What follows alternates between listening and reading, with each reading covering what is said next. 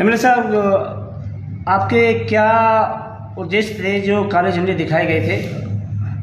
हम लोगों का तो केवल ये उद्देश्य था कि ईआरसीपी जो हमारा 13 जिलों का इशू है वो ईआरसीपी को केंद्र राष्ट्रीय परियोजना घोषित कर दे, ताकि ये बहुत आसानी से ये परियोजना क्रियान्वित हो जाए और हमारे 13 जिले के लोगों को चंबल का पानी मिल जाए सिंचाई के लिए और पेयजल के लिए। लेकिन मुझे ये कहते हुए बहुत दुख है कि राजस्थान सरकार के लाख प्रयास करने के बाद में भी केंद्र ने इस तरह अड़ियल रुख अपना रखा है। विशेष रूप से गजेंद्र सिंह जी शेखावत साहब ने ऐसा अड़ियल रुख अपना रखा है कि वो किसी बात को सुनने को तैयार नहीं है, समझने को तैयार नहीं है और इस परियोजना को लटकाने में भटकाने में उन्होंने पूरा जोर लगा रखा है और राजस्थान की सरकार को नीचा दिखाने में जोर लगा रखा है। इस परियोजना को नेस्तनाबूद करने में जोर लगा रखा है। इसीलिए हमने आज गजेंद्र जी शेखावत साहब जो गंगापुर में आए वो उनको हमने हमारा विरोध प्रदर्शन किया है। जो हमारा संवैधानिक अधिकार है, हमारे 13 जिलों के लोगों का जो नुकसान हो रहा है बहुत भारी, उस नुकसान के कारण हमने उनका ध्यान आकृष्ट किया है और उनको आग्रह किया है कि हमारे इस परियोजना के आड़े नहीं आवे और इस परियोजना को राष्ट्रीय परियोजना घोषित करा करके और 13 जिलों के लोगों को लाभ देंगे। माननीय मंत्री महोदय ने प्रेस वार्ता की थी अभी, तो उन्होंने बताया कि आपको गाड़ी में बैठने के लिए कहा था। गाड़ी में बैठने के लिए, लेकिन गाड़ी में बैठ करके मुझे क्या बात करनी थी? उनको गाड़ी रोकनी चाहिए थी। जब हमारे कार्यकर्ता उनको बार बार रोकने के लिए और उनको आग्रह कर रहे थे कि आप हमारी बात सुनिए। 13 जिलों के लोगों की एक सामूहिक मांग है, ये कोई एक व्यक्ति ये तहसील और जिले की मांग नहीं है। 13 जिले के लोग लगातार आंदोलन कर रहे हैं। 13 जिले के लोग लगातार इस ईआरसीपी को राष्ट्रीय परियोजना घोषित कराने के लिए बात कर रहे हैं, तो उनको ये बात सुननी नहीं चाहिए क्या? जब वो हमारे यहाँ गंगापुर में आए हैं और हम लोगों का ये मेन मुद्दा है, इस मुद्दे को जब और उसके उनसे संबंधित है, वो जल शक्ति मंत्री हैं केंद्र में, उन्हीं को राष्ट्रीय परियोजना घोषित करने के लिए इस प्रस्ताव को आगे बढ़ाना है। तो क्या ये नैतिक दायित्व उनका नहीं बनता है? क्या उनका ये नैतिक दायित्व बनता है कि वो हमारी बात सुने और हमारी बात सुन करके और उसको आगे बढ़ाते? लेकिन उन्होंने हमारी बात नहीं सुनी, रुके भी नहीं और लगातार जो है वो गाड़ी बढ़ाते रहे और उनके जो सुरक्षा कर्मी है वो सुरक्षा कर्मी हमारे कार्यकर्ताओं के साथ धक्का मुक्की करते रहे। तो ये अशोभनीय बात है। हम लोगों ने शांतिपूर्ण तरीके से उसको आगे बढ़ाने का काम किया उस मुद्दे को, और ये हम लगातार करते रहेंगे। माननीय शेखावत साहब से मेरा पुनः अनुरोध है कि वो इस मुद्दे को जल्दी से जल्दी सुलझाए। ये 13 जिलों के लोगों के साथ कुठाराघात नहीं करें। ईआरसीपी को लेकर आपकी क्या रणनीति रहेगी? हमारी रणनीति तो स्पष्ट है जोशी जी, हमारी रणनीति बिल्कुल क्लियर है। हम 13 जिलों के लोग ईआरसीपी पर निर्भर हैं। ईआरसीपी के अलावा हमारे यहाँ पेयजल की कोई व्यवस्था नहीं है और इसमें एक बार ईआरसीपी का जो खाका खिंच जाएगा, जहाँ से पानी जो मिलना है, जिस क्षेत्र को भी पानी मिलने की बात इसमें जो प्रोजेक्ट रिपोर्ट है, डीपीआर है, उसमें एक बार जो अंकित हो जाएगा वो सारा का सारा क्षेत्र लाभान्वित होगा। तो हमने इसमें सुधार करने की भी कोशिश करी है। ये डीपीआर 2016 में बनी और 2016 में मुख्यमंत्री वसुंधरा जी थी। हमारे जनप्रतिनिधियों को चाहिए कि गंगापुर, नादौती, टोडाभीम, बामनबास, बरनाला, भाटौदा, ये सारे के सारे क्षेत्र जो इस डीपीआर से गायब थे, वसुंधरा जी ने नवडेरा, ईसरदाल बांध के बाद में सीधा इसका गेट खोलने का काम किया धौलपुर में। अगर हम लोग इस डीपीआर को चेंज नहीं कराते तो इस ईआरसीपी से हम लोगों को कोई भी फायदा नहीं होने वाला था। इसलिए इस डीपीआर को चेंज कराया और डीपीआर में जो हमारे बांध भरने से रह गए थे उन बांधों को जुड़वाने का काम किया है। माननीय अभी शेखावत साहब जो अभी प्रेस कॉन्फ्रेंस करके गुमराह करने का काम कर रहे हैं कि इसमें 1750 MCM पानी मिलेगा, इसमें ये मिलेगा, उसमें वो मिलेगा। किसानों को गुमराह करने की आवश्यकता नहीं है शेखावत साहब, सब लोग अब समझते हैं और आपकी भाषा को भी समझ गए हैं, आपके मंतव्य को भी समझ गए हैं। आप राजस्थान सरकार को ये श्रेय नहीं देना चाहते। हम कह रहे हैं आप बिल्कुल मत दीजिए। आप जब पैसे ही नहीं दे रहे हो तो आप इस परियोजना को रोकने वाले कौन हो? आप क्यों लेटर लिख रहे हो? केंद्र क्यों लेटर लिख रहा है? जब 2005 में मध्य प्रदेश और राजस्थान के बीच में समझौता हो गया और मध्य प्रदेश ने अपने हिस्से का पानी ले लिया, तो अब बचा हुआ पानी उस पर पूर्ण रूपेण राजस्थान का हक बनता है, राजस्थान का अधिकार बनता है, राजस्थान उस पानी का उपयोग करे। इसमें किसको आपत्ति है? मध्य प्रदेश तो आपके पास गया नहीं है, कोई तीसरा स्टेट गया नहीं है, फिर आपने लेटर क्यों लिखा इस परियोजना को रोकने का? आपका उद्देश्य गलत है, आपका मंतव्य गलत है। आप चाहते हो कि 13 जिलों के लोग राजेंद्र राठौड़ को CM बनाए, भाजपा को सरकार बनाए, हमको वोट दे, तब जाकर के आप ये 13 जिलों के लोगों को जो है पानी पिलाने का काम करोगे। आप ये आंकड़ों का जो माया जाल है, इससे लोगों को भ्रमित करने की बात कर रहे हो। इससे कोई भ्रमित नहीं होने वाला है। 13 जिलों के लोग ERCP को लागू करा करके रहेंगे, सब जगह धरना प्रदर्शन होगा। और जो भी यहाँ हमारे जनप्रतिनिधियों की हालत तो ये हो गई है।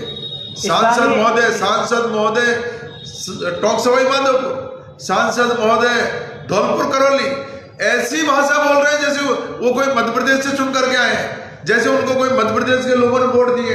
वो वोट यहाँ से दिए और मध्य प्रदेश की पैरवी कर रहे हैं। ये सवाल हम उनसे पूछेंगे और जवाब मांगेंगे, क्यों नहीं पैरवी कर रहे हैं? वो हमारे क्षेत्र की पैरवी करे और राजस्थान के लोगों को, इन जिलों को पानी जो है उपलब्ध कराने की बात करें। इसके लिए क्यों नहीं पैरवी कर रहे हैं? वो प्रधानमंत्री जी को समझाए, गजेंद्र सिंह जी अभी आए, उनको समझाने की बात करनी चाहिए। अभी मैं प्रेस वार्ता देख रहा था, सुखबीर सिंह जौनपुरिया जी और राजौरिया जी दोनों मेरे पीछे पड़े हुए हैं। क्या मैं इनके जो भारत सरकार पाप कर रही है, इस पाप को उजागर नहीं करूं, जनता की बात नहीं करूं?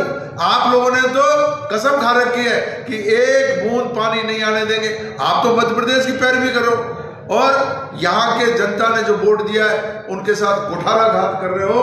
ये जनता किसी भी हालत में बर्दाश्त नहीं करेगी। 13 जिलों में लोग ईंट से ईंट बजाएंगे और आपसे जवाब मांगेंगे। और 26 तारीख को अमित शाह जी आ रहे हैं।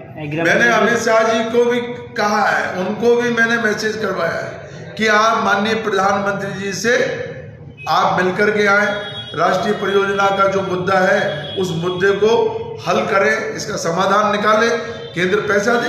अगर पैसा नहीं देना चाहता केंद्र और उसको राजस्थान के लोगों और 13 जिलों के लोगों से इतनी अगर नफरत है तो पैसा नहीं दे। लेकिन उन्होंने जो लेटर लिखा है इस परियोजना को रोकने का, उस लेटर को वापस ले।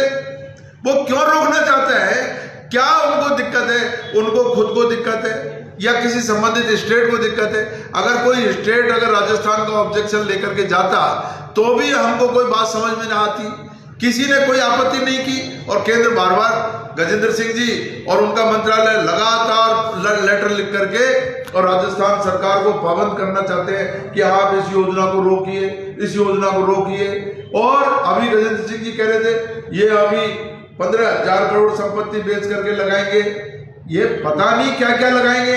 पानी तो चाहिए, पानी हर सूरत में हमारे किसानों को चाहिए। और हमारे मुख्यमंत्री जी ने कह रखा है कि चाहे कुछ भी करना पड़े अपने स्तर पर फंड की व्यवस्था करेंगे, ERCP को लागू कराएंगे।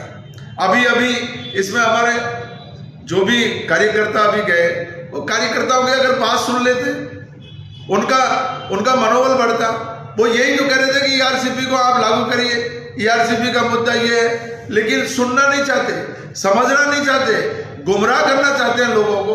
अभी अमित शाह जी आ रहे हैं, एप्को कंपनी जो है उनको स्पॉन्सर कर रही है, उनको ऑर्गेनाइज कर रही है। अरे भाई, खाद की जरूरत जब पड़ेगी जब पानी होगा।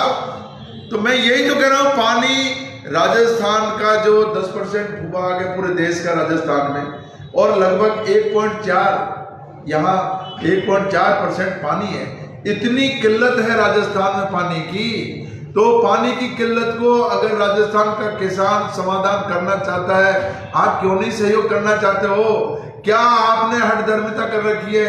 क्या कमी छोड़ी है राजस्थान के लोगों ने? 25 की 25 सीटें आपको जिता करके भेज दी। आप तो आप थोड़ा लिहाज करो, शर्म करो। आप अब भी लोगों के पीछे क्यों पड़ रहे हो? गुमराह करना चाहते हो? तो ये गुमराह अब होने वाले नहीं है। मैं जोशी जी आपके चैनल के माध्यम से कहना चाहता हूँ, सब जगह ये आग लगती जा रही है। ये मुद्दा बहुत तेजी से आगे बढ़ रहा है और चुनाव में इस मुद्दे का जवाब भारतीय जनता पार्टी के लोगों को देना पड़ेगा, स्थानीय नेताओं को देना पड़ेगा जिन्होंने ये पाप किया।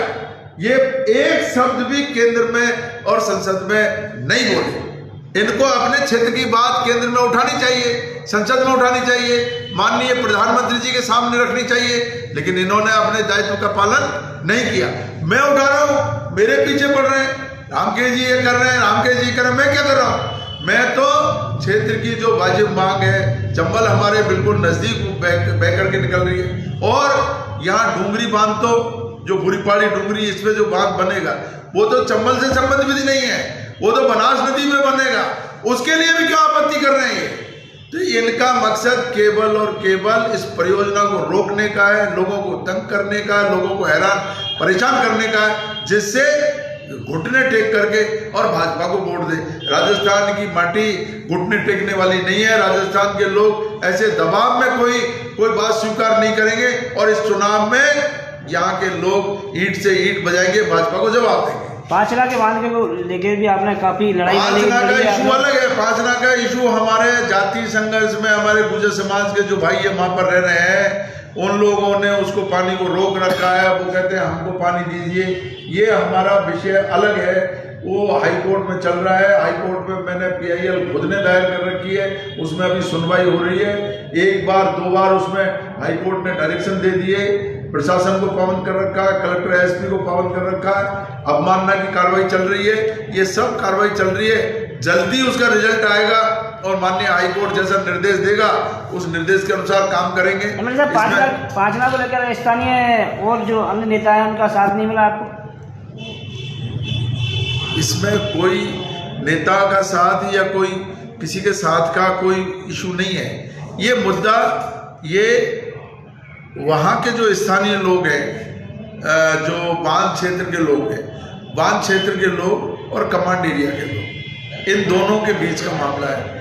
और इनके बीच में 2013 में हम लोगों ने समझौता भी कराया था CM साहब के सामने, लेकिन बांध क्षेत्र के लोग उस समझौते से पलट गए। इसमें कई लोग वहाँ के जो लोग हैं बांध क्षेत्र के, उनको भी वहाँ हमारे गुर्जर समाज के जो भाई हैं उनको गुमराह कर रहे हैं, उनको भी राजनीति में उसको राजनीतिक एजेंडा बना करके और उसमें काम करना चाहते हैं। लेकिन उन लोगों को अब धीरे धीरे ये बात समझ में आ रही है। मुझे उम्मीद है वो जल्दी से ये मामला सुलझेगा। काले झंडे दिखाने के दौरान कुछ कार्यकर्ता भी आपके घायल हुए? अब उसमें इन्होंने गाड़ियां रोकी नहीं, तो उसमें हमारे अब्दुल बहाव और फरेबी ये दोनों के जो है उसमें हल्की उसमें चोट आई है, अभी हॉस्पिटल गए हुए हैं। इनको शर्म आनी चाहिए। गजेंद्र सिंह शेखावत भारत सरकार में मंत्री है और कार्यकर्ता अगर कोई बात करे उसको सुनने के बजाय और गाड़ियां जो है रोके नहीं करके और उनके सुरक्षा कर्मी धक्का मुक्की कर रहे हैं, तो ये बहुत अशोभनीय बात है, उनको शोभा नहीं देती ये बात।